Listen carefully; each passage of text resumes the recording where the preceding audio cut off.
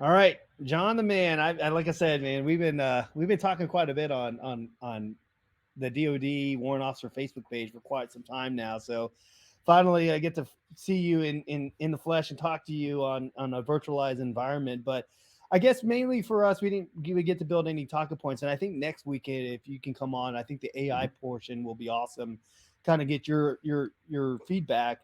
But mainly, like I said, for us, it's just going to talk tech transition in life. And so you're still living in Italy, correct? Yeah, I just actually recently came back over here, and I'm figuring out my paperwork right now to stay. But yeah, the last 2 years has been kind of like that uphill battle of figuring the paperwork out and figuring out how to stay in Italy legally without. Oh, So ideally, I was trying to secure a DoD job here in the base where I nearby where I live. And that just really didn't pan out. Like I applied, and not just IT work, but I applied for like everything. I applied for administrative type work, for warehouse kind of work, like everything I could think of. yeah. And nothing really panned out. So I think what I ended up doing was when I got out, I was like, you know what? I don't want to work for a corporate job. I don't want to work at a cubicle. I don't want to be tied down to the man. And Yeah. I think I kind of set that thing in motion, that trading places moment in the movie where where the 12-year-old kid and the 40-year-old guy kind of switch places when the lightning bolt strikes. Maybe I'm misattributing that movie, but I think that's what kind of happened. So in the meantime, I've really just been focusing on me and focusing on honing my own skills. So I've been kind of taking my own personal skill bridge because that's something that wasn't really offered to me either. That kind of I missed the boat on that because of command lag time and waiting for signatures and stuff like that. So Yeah. Yeah, so I guess with your situation, and I see that you do freelancing, which I do freelancing right now as active duty. So, can you just talk about a little bit of what freelance? Are you on platforms like Fiverr, Upwork, or do you do things as far as just consultation? Just get a little bit about what you do as far as freelancing. yeah, so back in 20, I guess it was 2018 before COVID came up.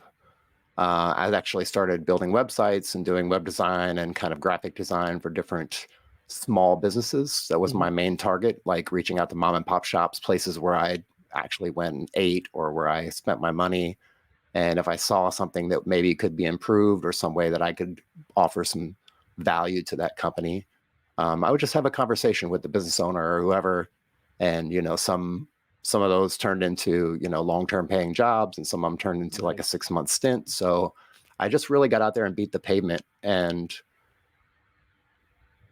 coming full circle from that, and what you guys were kind of touching on as far as like education and getting your foot in the door, like I'm really taking a step back to try to get my foot in the door to more video and audio and recording and um, different things of that nature, like what we're kind of doing right now and with my podcast that I do.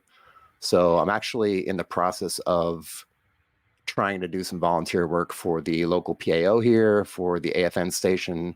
Of course, they've got to get approvals and all that stuff, but I'm really interested in taking 10, 20 hours a month and just dedicating it to their organizations, helping them out as much as I can and learning as much as I can in the process because they've got access to all the equipment. That's what they do every single day. They do interviews, they do articles, they do photo shoots, like all that stuff that I'm interested in and trying Nice. to learn personally. So I'm making my own kind of skill bridge and paying for it out of pocket. But I think that's also an option that some people maybe might not consider because we have this mindset like we came from being a warrant officer or a lieutenant colonel, and we're going to go into this, $100,000, $200,000 job. And yeah, it's great, but are you going Yeah, to be happy I doing it? wanted to share your LinkedIn profile. So for folks that are listening in, John has some of his podcasts clips on there. I watched a couple of them already. I mean, they're pretty awesome. Pretty informative. I saw that one interview that you had with a guy that was transitioning out, and like reality hit him when he got out. And so, I think those are stories that you want to have in order for you to be able to understand, that it's not going to be an easy transition. Certainly with people like for me, I want to get 100%. I'm right now going to vet center. I'm not ashamed of it. Like I've seen things downrange that has affected me, personally. And so, I'm right now going to the vet center for PTSD, where, it's not something that you need to be embarrassed about. So, that's, I guess, for me, listening to some of your podcast guests that you have on there, as far as like what their experiences are from that transition, what have you assessed from different talking to different people, based off the transition and what, the reality of what they're seeing in the civilian world? Yeah, it's an excellent question. And that's really kind of one of the core things that I'm trying to get out of the podcast. Of course, the main thing is to give back to the community, give back to the military, give back to the men and women that I served with, to try to give them a leg up when they get ready to transition, whether they're retiring or whether they're just transitioning after 4 or 5 years. Either way, it's the same kind of situation to me. Yep. I try to treat it like coming back from deployment. So when you deploy for 6 months, 12 months, 18 months, you come back and you do this reintegration training, right? And so our equivalent of that in transition is going to the transition assistance program, or whatever it may be called. I think that's a DoD program now. So, and you get those 1 week of seminars and things that kind of help you along the way with the transition. But that's really such a small stone in the bucket when it comes to actually what you need to know about transition. And a lot of it, I think, that they don't touch on is kind of like the medical, physical part of it. Like, how do you feel about transition? What do you feel transition is going to look like for you? How much have you actually prepared for transition? So that's the thing we talk about a lot. It kind of begets the regret thing, right? What are you going to regret on your deathbed? Well, the things that you didn't do, right? So the same kind of thing happens with transition. I think a lot of people just think, okay, I'm just going to go, hit the transition point and transition out.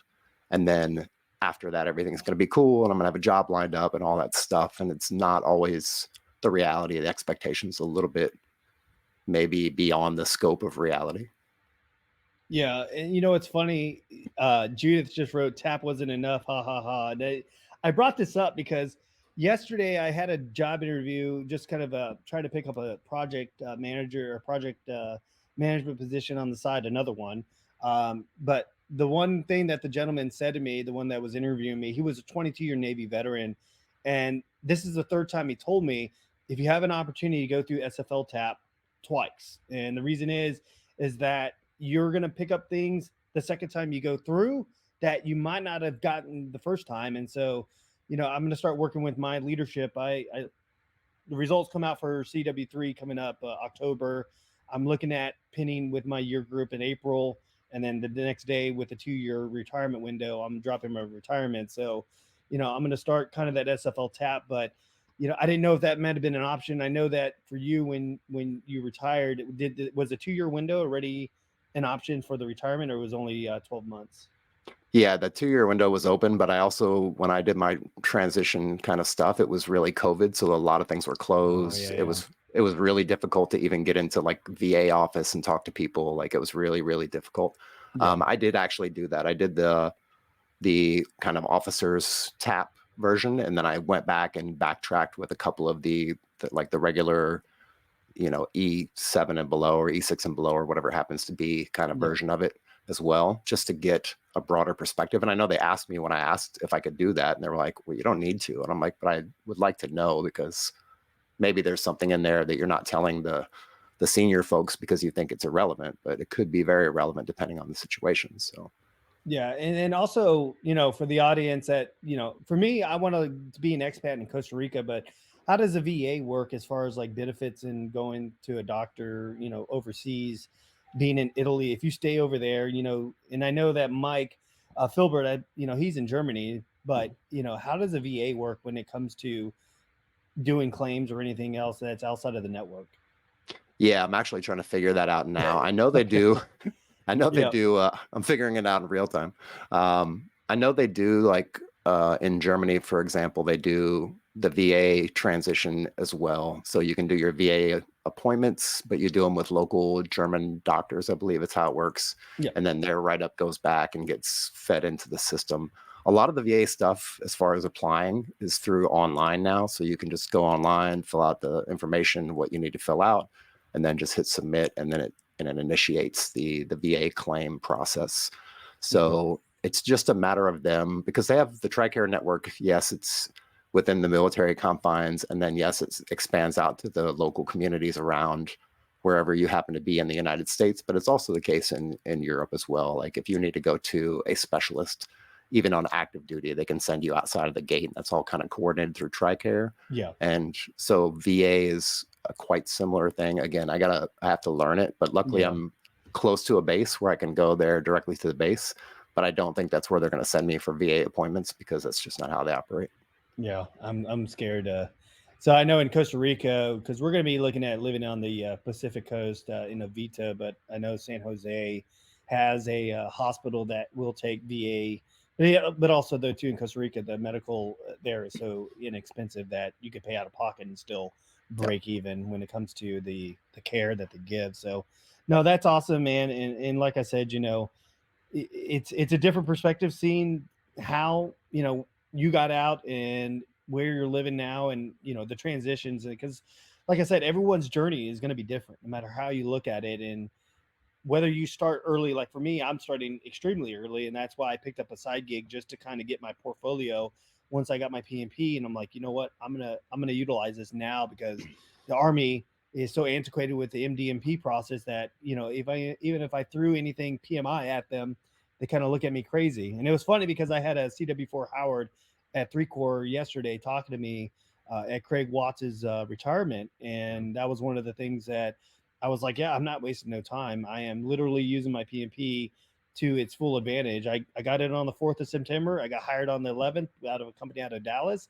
But I think that's also the problem, is that we sometimes silo ourselves when it comes to being in the military, where, yeah, our experience in the military is great, but how do you transition? And I think that's also for something that, people that you talk to, how do people transition from that military mindset to civilian? Because everyone's different, and certainly in the civilian world where things can be a little less, politically incorrect, where you have to follow the line, total line. So I guess from a civilian perspective, just how do you change that switch? How do you turn that switch off?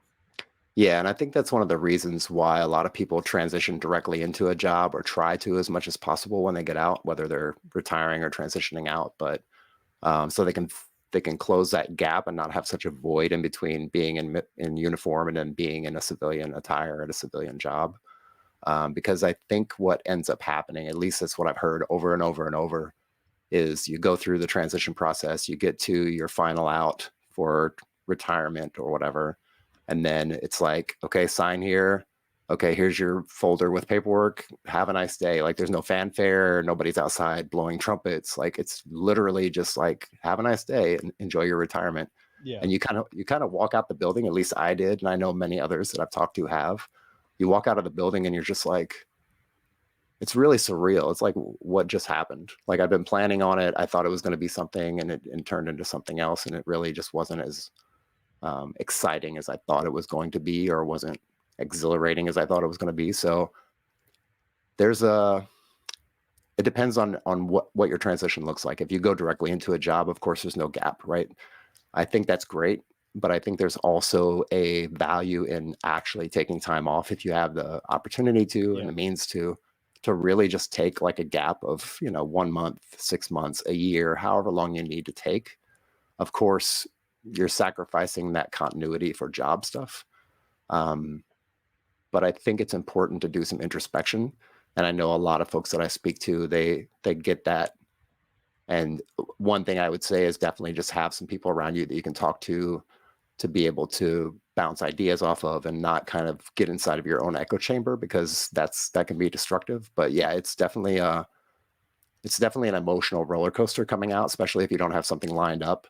And then if you are applying for jobs and you're not getting the job, it can really be debilitating at times, right? Because you're like, well, what's going on? I've got 20 years of experience. I've got all these I've got the list of certifications myself, but nobody wants to hire me. Yeah. It doesn't make any sense, right? So yeah, and it kind of circles back. So there was a National Guard guy that I talked to on Act Now, and then come to find out he was a warrant officer. He was just a brand new 255 November graduated, and I showed him a picture of the warrant officer social at Fort Gordon, in Augusta, and I said, "Hey, you know, do you know any of these people?" And he was like, "Oh, I'm in the back." And I'm like, "Wait a minute, you're in the back, but did you socialize with some of the retired CW5s that are in executive positions in industry?" He's like, "No, I didn't really put my name out there." And I told him, I was like, "Dude, it's not about." And I mean, he has CISSP, CASP, CCNA, CCNP, all sorted out. Lives in Tampa, of all places. Right. And I said, it's not about what you know, it's who you know in the IT industry. A lot of the jobs that are filled, 80% of the jobs are referral based. So when you're trying to compete with 1,500 people that are going for the same job as you, it's hard to stand out. And so I told him, I was just like, let me link you up with a couple people. I got him linked up with Rhino Knight, who's a senior CW5 at USASOC, you know, and I said, hey, this guy has all these credentials. He's in the reserves now in the National Guard, so he can take a GS or a civilian contracting position. But he pretty much was, I mean, he almost seemed defeated because he was just like, all my certifications are just a bunch of alphabets behind my name. But I said, you have to put yourself out there and you have to be able to interact with others, you know, get people to know you. And I mean, you know, I had a CW3 at TechNet come up to me and he's like, yeah, he kind of felt like I post too much on social media. But then I had another warrant come up to me and said, man, I love what you put out because you put a lot of great information that a lot of us don't get through Teams or any other channels. And so I appreciate what you're doing. And I mean, it made me humble because that's how I've always been, you know, and I think I was telling my counselor that, you know, I think I am the way I am. And it was funny because when she read my profile, she asked me, she's like, you seem like a person that doesn't live inside a box. And I said, absolutely not. And, you know, and I told her that I think me being adopted kind of plays that role because I have a caring nature, and it's the same way with you. You know, you have a caring nature to be able to provide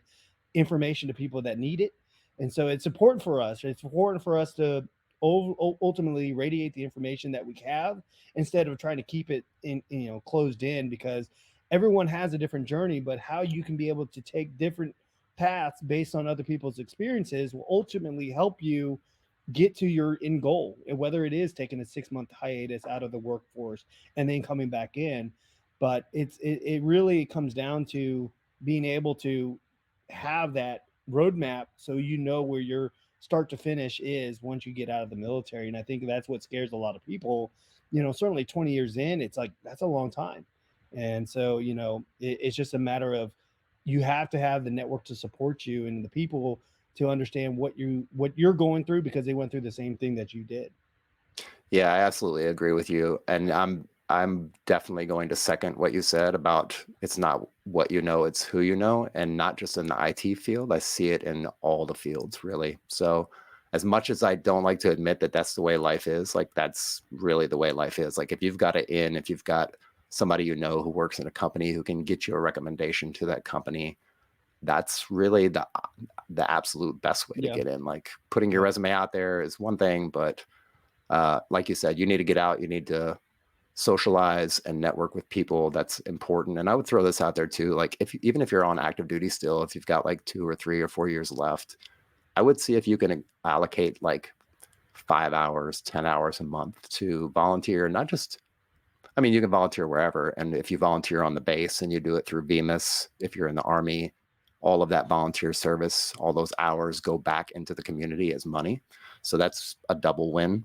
But volunteering in general, like I did a year with DoD Platform One, and I just basically volunteered my time to help them stand up the communications thing that we did during COVID, right? So I spent a lot of time doing that, and I didn't get paid extra for it or anything like that. And it was one of those things where it got me in contact with a whole lot of interesting people, a lot of really smart people, and put me in circles that I otherwise wouldn't have been in the Air Force and the Navy and different places. So volunteering, if you can, if you have like 5 hours, 10 hours a month that you can allocate, I know it's a lot, but that'll also give you a really good barometric reading of how to get better acquainted with an organization or better acquainted with a group of people that are in the scope that you Just want to be yep. able. Yep, exactly. And that's where I'm right now, where I'm taking on a social media role for PMI Austin chapter, because you know my instructor when I went through Vesta PM's PMP boot camp, he pretty much couldn't, you know, he pretty much sold his PMP chapter PMI chapter out of Louisiana, and that, you know, it opened doors for him. And so it is important to volunteer, whether it's FCA or in those big organizations, because ultimately it's an interconnecting circle of people that you want to be able to make sure that you have that insight with. So, but no, we'll go ahead and wrap up, and we're gonna go and move on to Chris. I know we're cutting on a long time, but no, John, this was awesome, man. And I hope next week we'll be able to jump on for the AI conversation with the people of the panel. But I appreciate your time. Please check out John. If you can drop your LinkedIn profile at the bottom, so that way people could connect. Check out his podcast, Retirement.Army podcast. He has awesome guests on. But even if you are transitioning, go on his podcast, because ultimately you can share information of what you're doing. Because like I said, everyone's journey is going to be different based on what they do and how you see fit.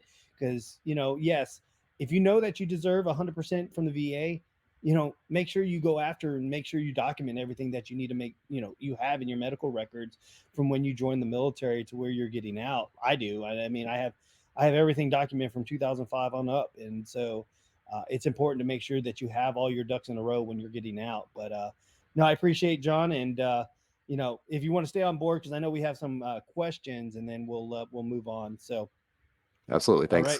All right.